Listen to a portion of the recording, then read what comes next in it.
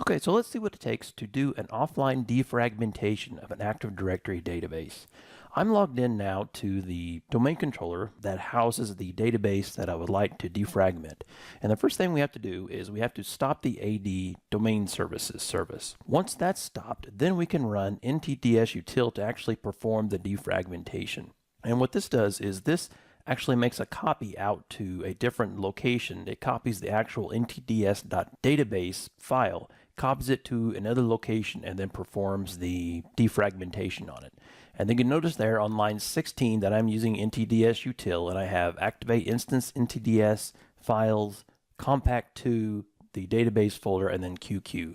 This allows me to get around the typical interactivity requirement of ntdsutil. So if you ever used ntdsutil, you notice that normally you have to type something, hit enter, and it's kind of a pain.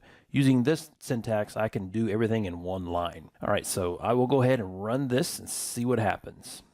All right, now you see that compaction is successful, and that tells us what we need to do, and we already have those steps created in the script in a minute. All right, so next up, I want to get the path of the AD database on this domain controller. To do that, I can just read the registry using the get item property command.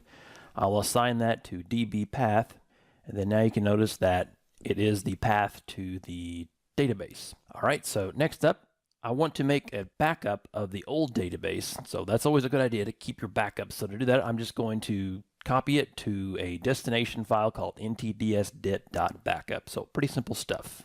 All right, now that we've got a backup created, I can then copy the temporary database that I just created with the ntdsutil utility to the database path.